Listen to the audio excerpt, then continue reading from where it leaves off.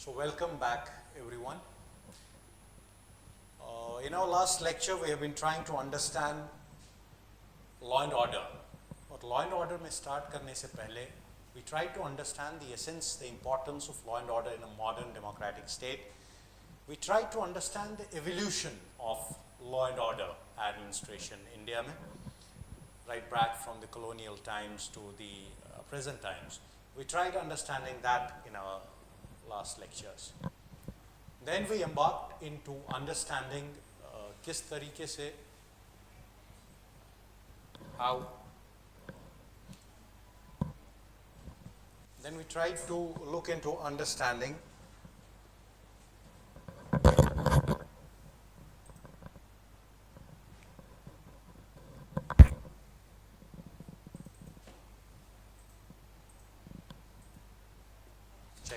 check, mic check.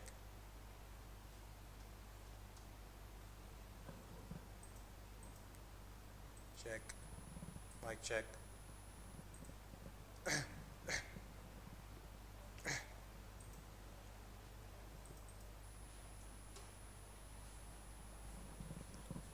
So as I was telling you, we have embarked into understanding law and order.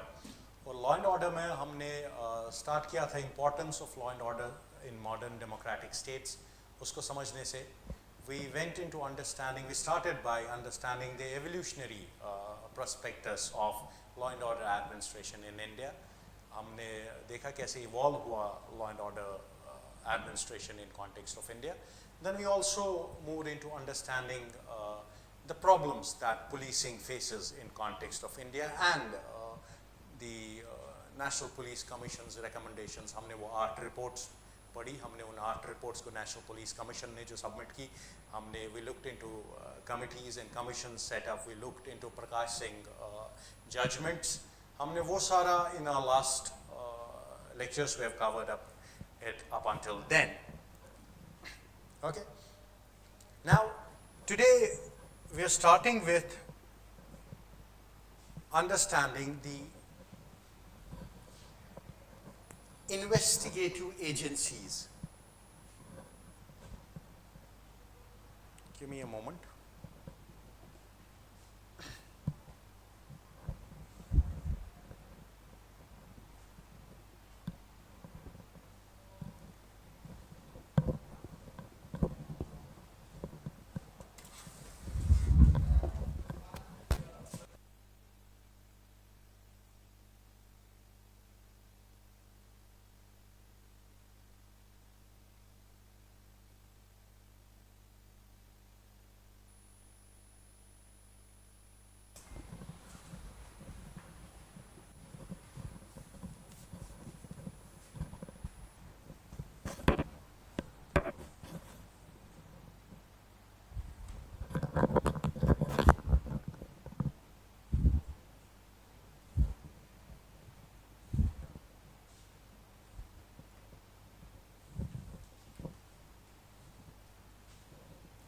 Okay.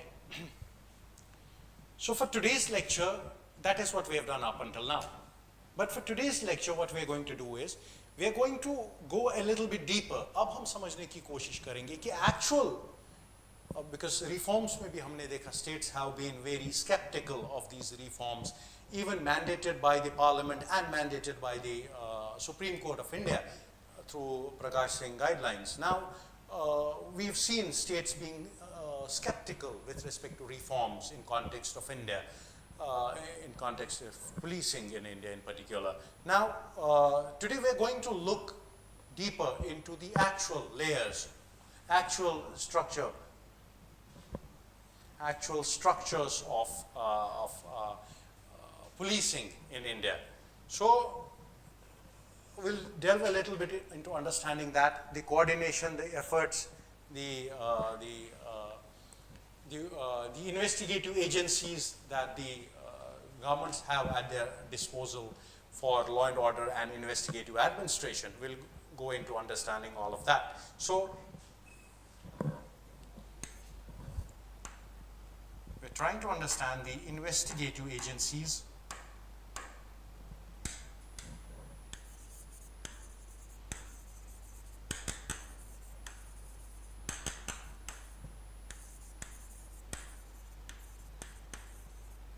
investigative agencies, but we'll understand it in context of center state का security architecture. Center state security architecture. Okay. Now, अभी तक हमने colonial foundations देखी है, उनको explore किया है, हमने Indian policing की story और इसके failed attempts at reform अभी तक हमने वो देखा है. Now we'll go a little bit deeper and now we'll look into the actual picture, the architecture that binds center and states in with respect to policing. अब हम इस complex web of coordinations को देखेंगे जो centre और state के बीच में follow करता है. सबसे पहले will try to understand the constitutional framework. Constitutional framework. ठीक. Now the starting point of any discussion with respect to center-state relations in particular, वो revolve करता है under the 7th schedule of Indian Constitution. The 7th schedule. 7th schedule of Indian Constitution place करता है, divide करता है subjects को into central, state and concurrent. We know that. Now, policing जो है, जो पुलिस है और पब्लिक ऑर्डर है, police and public order, police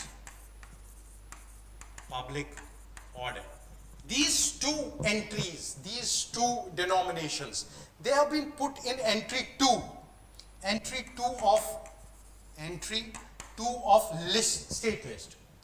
So policing और law and order, public order, इसको कॉन्स्टिट्यूशन ने प्लेस किया है 7th शेड्यूल के स्टेट लिस्ट के एंट्री 2 के under, which means it is the prerogative of the states to actually make laws and everything around policing and public order. ठीक. जबकि for example defence armed forces, defence armed forces, defense armed forces would mean the army, the air force, the navy. So these defense armed forces, or let's say central intelligence services, central intelligence services. Now these subjects have been put under the central list of the 7th schedule. ठीक. ये list 1 में है जिसको हम union list कहते हैं. ठीक है. That when it comes to things like criminal justice, which is equally, which extends its arms into law and order also, investigation also. But that criminal justice has been placed under the concurrent list by the Constitution. Concurrent list के under place किया है criminal justice को, policing and public order को place किया है 7th schedule state list के under, और defence armed forces और सेंट्रल इन्वेस्टिगेटिव एजेंसीज को कॉन्स्टिट्यूशन ने प्लेस किया है सेंट्रल लिस्ट के अंडर. जिसका मतलब ये है कि क्रिमिनल लॉज पे दोनों कानून बना सकते हैं, सेंटर भी स्टेट भी. Now this arrangement will give you a glimpse into how the center is extending, can extend, has been extending its arms, its into state policing. Constitutional arrangement हमें ये बोलता है कि center cannot directly control the state police. Constitutional arrangement ये है क्योंकि states के under है. So the constitutional arrangement tells us that the center cannot directly meddle into the affairs of the state police directly. But the center has been doing that at the back end, not directly but indirectly through, let's say for example, through IPS officers. These IPS officers are recruited by the center, trained by the center, their terms and conditions are determined by the center, but center sends them to the states, and these IPS officers, they provide leadership to the state police. Inki loyalty immediately lies with the state government, but their ultimate loyalty lies with the central government. So center uses these IPS officers, IPS cadre ke officers to influence the state police. So that is one aspect through which the center controls, meddles in the state policing. There's another aspect through which the center again meddles in state policing, which is the central sponsored schemes. These central sponsored schemes are another instrument in the hands of the center to control the state police, to maneuver them. And there's one more aspect through which center controls the state policing, meddles in the state policing, which is the deployment of central paramilitary forces. Central paramilitary forces. Now these forces are different from the army. Army directly works under the control of the Ministry of Defense. That's a separate subject even altogether. Defense armed forces placed under this central list, union list in the 7th schedule of Indian Constitution. But here we're talking about the paramilitary, central paramilitary forces. These paramilitary forces include, these are central reserve police forces, CRPF. These are your Sashastra Seema Bal, SSB. These are your BSF border security forces. These are your, so all these forces which are central paramilitary forces, they are constituted by the center. How they do it we'll understand in subsequent lectures. But the point to understand here is that center deploys these forces in the states to curb any internal rebellion. So these forces are deployed to assist the states, but their control lies, these are not state forces, they are the policing forces of the union. So these forces are deployed to assist the states. Through these forces, the center also meddles in the state policing. So up until now, we have understood these arrangements through which center meddles in the policing of the states. Central government's primary tool of intervention in law and order actually is Article 355. It is Article 355, under which the central government meddles in the affairs of the state in terms of policing. Because 355 imposes a duty, Article 355 imposes a duty on the center to protect the states in terms of internal disturbances. जिस time पे state में आपको internal disturbance लगे, आप पे duty है, constitution imposes the duty on the centre कि आप उस इंटरनल डिस्टर्बेंस से स्टेट को जो है असिस्ट करोगे उससे बाहर आने में. नाउ उसी के बाद which leads to, if that doesn't resolve, that leads to Article 356 being invoked, जिसके थ्रू प्रेसिडेंट्स रूल लगता है. But here we are talking about 355. So centre को क्योंकि रिस्पॉन्सिबिलिटी है इंटरनल डिस्टर्बेंस से स्टेट्स को बचाने के लिए, स्टेट को असिस्ट करने के लिए, इंटरनल डिस्टर्बेंस अगर हो रहा हो तो सेंटर ने इसी चीज को यूज करके कि मेरे ऊपर रिस्पॉन्सिबिलिटी है स्टेट्स को असिस्ट करना और मेरे पास इंस्ट्रूमेंट नहीं है, पुलिसिंग मेरे अंडर नहीं है. पुलिसिंग एक स्टेट सब्जेक्ट है under the 7th schedule of Indian constitution. That is why it raised its own paramilitary organisations using article 355. That I have a responsibility to actually assist the states, but I don't have paramilitary policing forces, so I'll have to raise these forces. It is through these, it is via this article that the central government has raised policing forces. Else, policing was not in the domain of the center. Get it? So, that is the constitutional framework. But now let's try to understand the state police forces, the first level. Since I told you, Indian security policing is very multi-layered. It's not single layer. It's multi-layered. So we are understanding these all these layers, one layer at a time. And now let's embark upon understanding the state police forces. State police forces.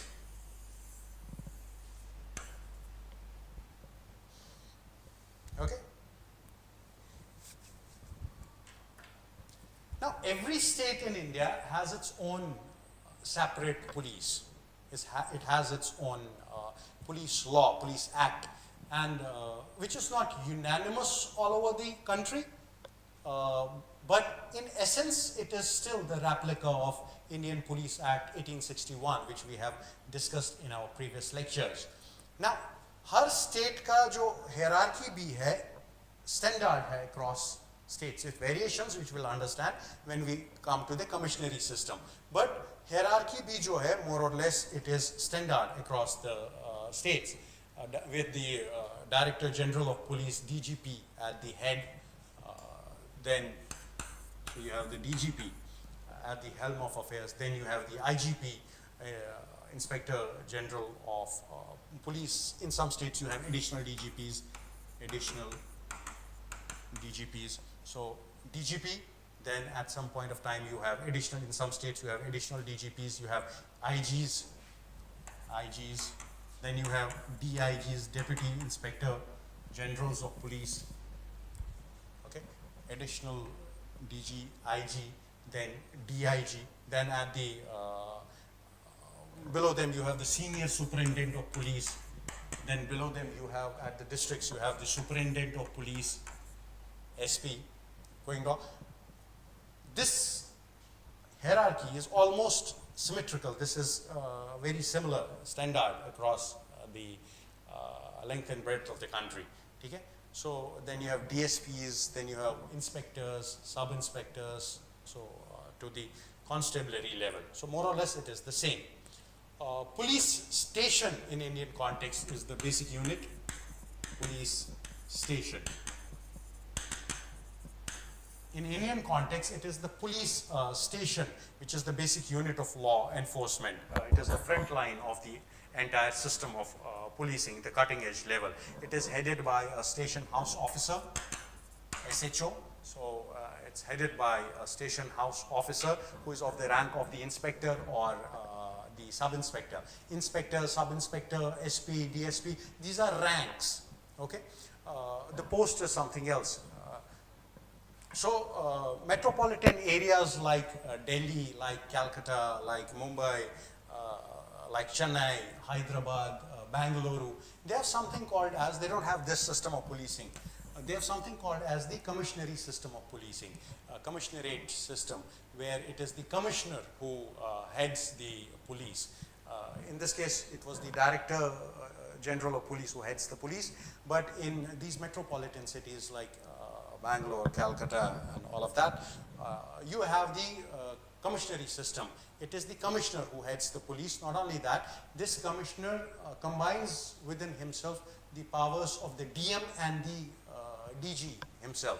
So it's a one-stop solution. So he combines the powers of the DM and SP, and this gives them more operational flexibility when it comes to policing in these metropolitan areas. So the commissionary system is different. Commissionary system is different from the Director General Police system, the Directorate system, but it is more, we've seen more flexibility in terms of commissionary system because he also performs executive functions of the district magistrate. Okay. Then within the state polices, we have, this is the, so there are two kinds of functionaries in an organization. They're called the line functionaries and the staff functionaries. Line functionaries are those functionaries which are directly involved in the achievement of the organizational goal. For example, army men. Army men, it's the army man who is directly responsible to achieve the goal, whatever the army has decided upon. He's the person bearing the rifle, gun, a tank, fighter jet, and so on. He's directly involved in achievement of the goal, objective. But army doesn't only consist of people who fight. Army also consists of people who help in augmenting the goal. For example, army has barbers, army has washermen, army has cooks, army has people who stitch, army has doctors. So they are not directly involved in the achievement of the goal, but they help indirectly in the achievement of the goal. So in that aspect, they become staff functionaries. They are not line functionaries, they are staff functionaries. That should clear the doubt between line functionaries and staff functionaries. Now, there are certain functional branches in the state police also. Functional branches. Functional branches. So state police also has certain functional branches, and these functional branches within the state police structure, they are specialized branches like the CID, for example. CID, it is within the police, but it is a very specialized branch, criminal investigation department. This is state's specialized investigative branch. For example, the Intelligence Bureau, IB, Intelligence Bureau at the central level. It is the center's agency for gathering intelligence on law and order and other allied activities, tracking political activity, extremist activity. So you have those specialized organizations also. You have organizations like specialized organizations like the ATS.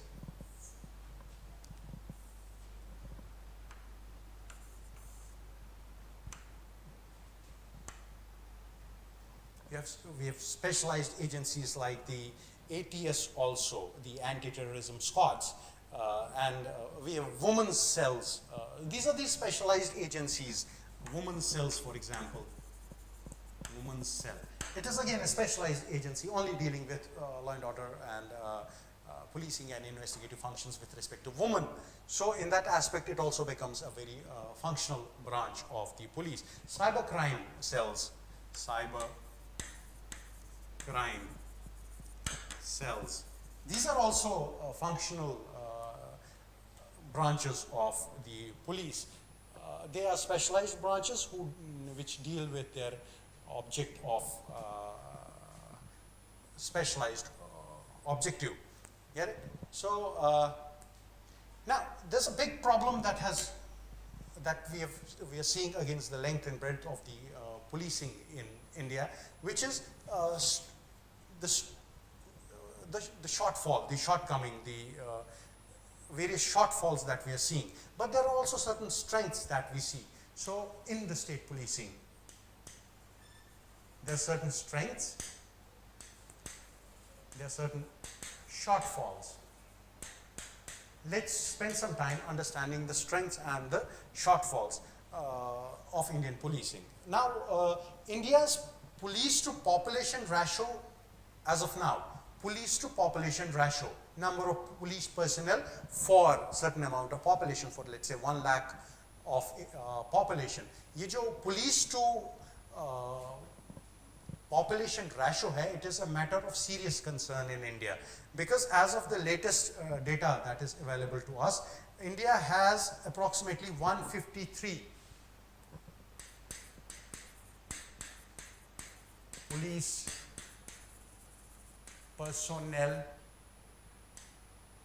for every 1 lakh of population. 153 police personnel India has for every 1 lakh of population. Now that's a matter of serious concern, क्योंकि sanction strength जो है वो 196 है. 196 is the sanction strength which we have to attain. जो फिर से कम है, जो अगर हम international standards को देखें, United Nations के, United Nations has recommended standard of 222 personnel per 1 lakh of population. Per lakh. 222 police personnel per 1 lakh of population. Now, and India stands at 153 police personnel for every 1 lakh of population. Now, that's a grave injustice to law and order. This means the police is both understaffed, बहुत ज़्यादा understaffed है relative to its own sanctioned capacity जो 196 है. So policing India में understaffed है और doubly understaffed है with respect to the international norms जो international UN ने कहा है policing ऐसे होनी चाहिए. So 222 वो कह रहे हैं, हमारे पास 153 है. So doubly हम पीछे हैं international standards से. ये जो shortage है, it has severe consequences. Officers जो काम कर रहे हैं 14 से 18 घंटे 24 घंटे में से वो ड्यूरेस में स्ट्रेस में ला रहा है ऑफिसर्स को. इनकी शिफ्ट्स इन्वेस्टिगेशंस जो है मैन पावर कम होने की वजह से इन्वेस्टिगेशंस आर नेग्लेक्टेड. पेट्रोल जो कवरेज है वो पेट्रोलिंग में जो जाती है वो इनएडुकेट हो जाती है. ऑफिसर्स क्रॉनिकली ओवरबर्डन हो जाते हैं. कॉन्स्टेबलरी जो कॉन्स्टिट्यूट करती है, I told you in our last lecture that Indian police is characterised by a bottom heavy pyramid जहाँ पे most of our police personnel are deployed at they are engaged at the lowest rung of the organization, which makes this a bottom heavy pyramid. Constabulary जो है वो constitute करती है a vast majority of the total police personnel. So वो जो 85% more than 85% of the police force को constitute करती है constabulary, वो face करती है बहुत ही ज़्यादा poor conditions of work. If you have ever been to a police station or if you have seen their barracks where they rest, they live, in short, they are gripping with very poor conditions, inadequate housing, they are grappling with minimal promotions. So, almost nil to minimum promotional opportunities, no fixed working hours. Policing and law and order administration is a very dynamic aspect, so they don't have fixed working hours. So in that aspect also it becomes very important to understand these shortfalls that shortfall in terms of personnel that we are facing in our policing. Having said that, having understood that, now what we do is we go into understanding the certain central intelligence agencies. So let's try to understand these few central intelligence agencies, very important from your law and order point of view. Central intelligence agencies, और सबसे पहले let's go into understand the CBI, Central Bureau of Investigation. ठीक है, heading दो, Central Bureau of Investigation.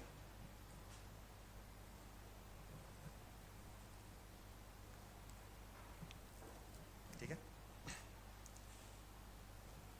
ये चीज समझ लो that ये जो law and order इंडिया में स्टेट्स के थ्रू इंप्लीमेंट होता है, उसमें सेंटर के पास कुछ स्पेशलाइज्ड एजेंसीज हैं जो असिस्ट करती हैं लॉ एंड ऑर्डर को मेंटेन रखने के लिए, लॉ एंड ऑर्डर को रोबस्ट करने के लिए, जिनमें से एक प्रीमियर एजेंसी जो है वो सीबीआई है, this central bureau of investigation.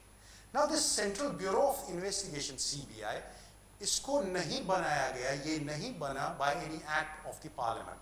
Parliament ने कोई एक्ट पास करके सीबीआई को नहीं बनाया है.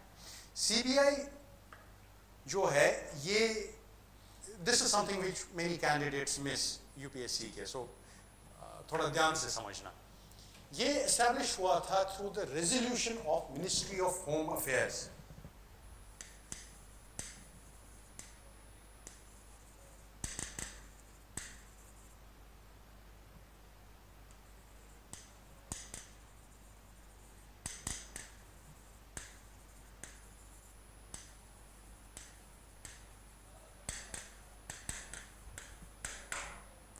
So this was established by the resolution of Ministry of Home Affairs in 1941 as a special police establishment. इसको बनाया गया था as special police establishment. In fact, it derives its powers from Delhi Special Police Establishment. So, Delhi का Special Police Establishment Act जो है, it is under that act that CBI actually derives its powers. क्योंकि कोई act नहीं है जिसकी वजह से ये बनाया गया, Constitution ने इसको नहीं बनाया, इसको किसी act of the Parliament ने नहीं बनाया, इसको एक resolution ने बनाया जो Home Ministry ने पास की थी, ठीक? और ये अपने powers जो है वो derive करता है Delhi Special Police Establishment Act से. It derives its powers from Delhi Special Police Establishment Act of 1946. ठीक? अब ये एक्ट जो है Delhi special police establishment act,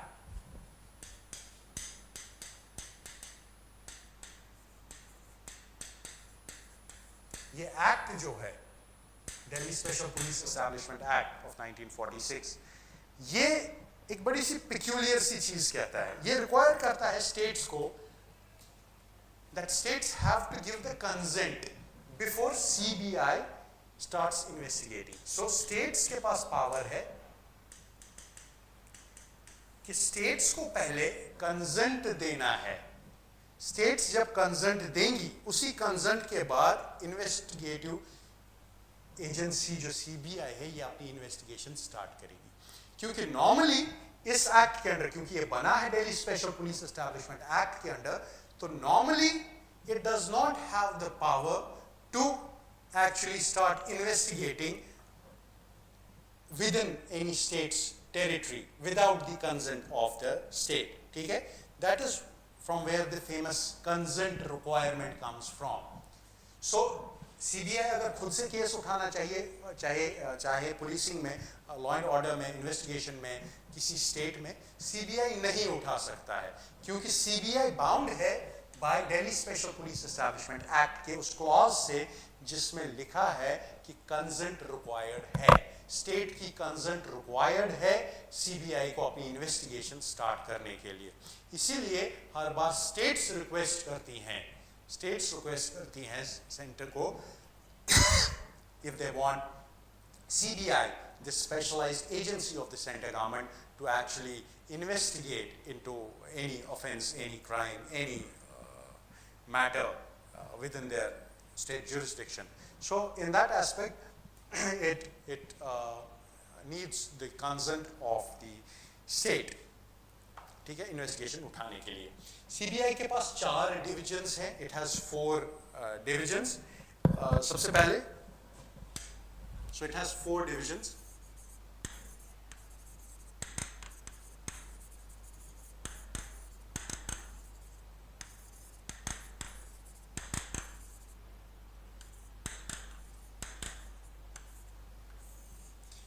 CBI central bureau of investigation के पास 4 डिविजन्स हैं. एक जो है आपका anti corruption division,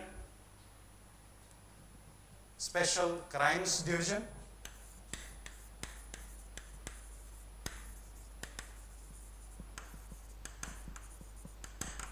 now anti-corruption division, as the name itself says, it looks into the corruption activities. जो आपका स्पेशल क्राइम्स डिवीजन है ये टेररिज्म जैसे केसेस को, किडनैपिंग जैसे केसेस को, बॉम्ब ब्लास्ट जैसे केसेस को, इनको देखता है. Economic offences division,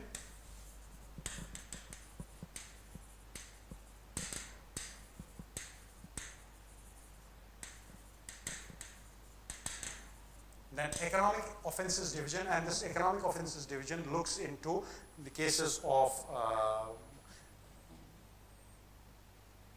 economic embezzlement,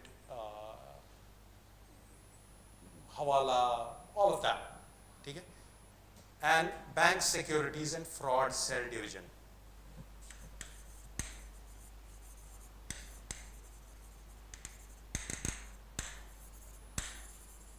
And fraud cell division. It works in very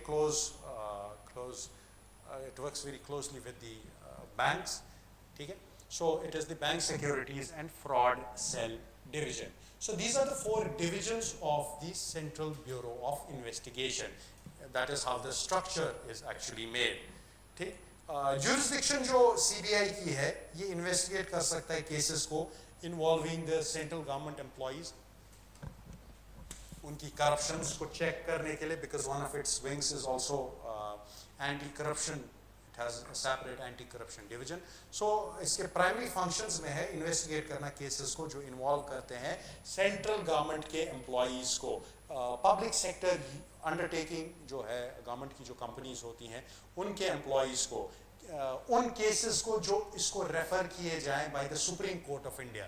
Supreme Court अगर cases को refer करे और CBI की जांच करानी चाहे, या High Court अगर कोई किसी matter पे CBI से जांच कराना चाहे, तो CBI को डायरेक्शंस कोर्ट से भी मिलती है, सुप्रीम कोर्ट से भी, हाई कोर्ट से भी, और उन केसेस का इन्वेस्टिगेशन भी उठाना जो स्टेट्स ने रिक्वेस्ट किए हों, जो नेशनल इंपॉर्टेंस के केसेस हों, because crime in the 21st century has changed its nature. Crime in the 21st century does not remain confined to the boundaries of the state on which the state police has its jurisdiction. Crime in the 21st century has changed, it has moved away from the borders of the state, and policing in India is state-centric. So ये problem को खत्म करने के लिए, क्योंकि you need, in fact we needed an organization, we're going to study, we're going to understand that also, NIA, National Investigation Agency. So आप आज हर जगह देखते होंगे NIA, कहीं पे कुछ होता है, you must see NIA people with their shirts and blazers, NIA written on them, and they conducting their investigative operations. So वो इसीलिए आया गया, one of the main reasons उसको लाया गया, इसीलिए क्योंकि state की policing जो है, crime जो है वो state borders को trespass कर चुका है, और state police के पास jurisdiction नहीं है दूसरी state में जाके crime को investigate करने की. So और not only states के across crime फैल चुका है, transnational भी हो चुका है. So in that aspect there was the need of an organization जो जिसका jurisdiction बहुत बड़ा हो, state limited ना हो, state specific ना हो, जिसकी jurisdiction जो एक specialized agency हो. ये law commission ने भी कहा था, सोली सोराबजी कमेटी ने भी कहा था. Then finally बहुत टाइम तक बना नहीं. Then we had the Mumbai terror attacks, and in the backdrop of the Mumbai terror attacks, 3 laws were enacted by the Parliament of India. One of them, one was the Special Courts Act. One of those was the National Investigation Agency Act, जिसको हम NIA Act भी कहते हैं. We'll delve deeper into it. But the point I wanted to make is that हमारा जो policing है, उस policing में CBI जो है वो investigative role उठा रहा है, और ये कौन-कौन से roles cases को investigate कर रहा है. एक जो इसको Supreme Court और High Courts बताएं, direct करें investigate करने के लिए. दूसरा जो इसको सेंट्रल ये केसेस उठाता है of corruption, embezzlement of funds, central government employees का. ठीक. तीसरा ये स्टेट की रिक्वेस्ट पे कोई नेशनल इंपॉर्टेंस का अगर कोई इशू हुआ है उसको इन्वेस्टिगेट करता है. But in that context it needs the consent of the states, जो मैंने अभी कंसेंट रिक्वायरमेंट कही थी, जो आती है because of the Delhi special police establishment act का पार्ट बनने से. सो स्टेट्स को रिक्वायर्ड है कंसेंट देना, उसके बगैर CBI जो है स्टेट में ऑपरेट नहीं कर सकती है. There are certain controversies that have been going around Central Bureau of Investigation. Courts have called it as the caged parrot. Caged parrot, CAGED, caged parrot. तोता जो पिंजरे में बंद है. ठीक है, इसको सुप्रीम कोर्ट ने कहा है because it lacks operational independence.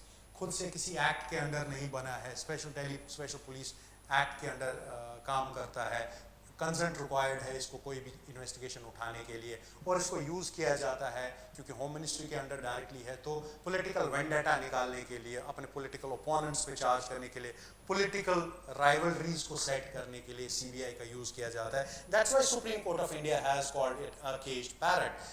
ये रिपोर्ट करता है मिनिस्ट्री ऑफ पर्सनल को and is politically very vulnerable to the government influence. ठीक है. इसका जो सिलेक्शन है इसके डायरेक्टर का, जिसका फिक्स टेन्योर है 2 साल का, is under the CVC act. ठीक है. सेंट्रल विजिलेंस कमीशन के एक्ट के अंदर। सो इसका 2-year टेन्योर और इसका appointment under the CVC act which was amended, it is done by the committee of the PM। एक कमेटी बनती है, जो CBI का जो डायरेक्टर होता है उसको बनाने के लिए एक कमेटी बैठती है, जिसमें PM होता है, जिसमें लीडर ऑफ अपोजिशन होता है और चीफ जस्टिस ऑफ इंडिया होता है। PM लीडर ऑफ अपोजिशन और chief justice of India. That tells you about the importance of this organisation, क्योंकि ये वो कमेटी है, दिस इज द कमेटी, ये वो कमेटी है जो इसके डायरेक्टर को बनाती है। सो इसका कंपोजिशन ही आपको बता देगा कि ये कितना इंपॉर्टेंट ऑफिस है, क्योंकि leader of opposition, prime minister और चीफ जस्टिस ऑफ इंडिया मिल के नाम रेकमेंड करते हैं और डायरेक्टर CBI जो है वो बनता है। नेवरदलेस इसके जो पॉलिटिकल इन्फ्लुएंस है और CBI वो अभी भी एग्जिस्ट करता है, वो अभी भी एक मैटर ऑफ कंसर्न है। सो CBI time and again has been called as a caged parrot because it barks at whoever the Home Ministry wants it to bark upon. So in that aspect it is called as a, and because of many more inconsistencies which we just discussed, it is called as a caged parrot. Okay? So there's some technical issue with the audio and the server today. We'll call it a day yahin pe aaj, and we'll continue with National Investigation Agency, ठीक है, NIA. We'll start that first thing tomorrow in tomorrow's lecture, ठीक है. So have a great day. Bye bye.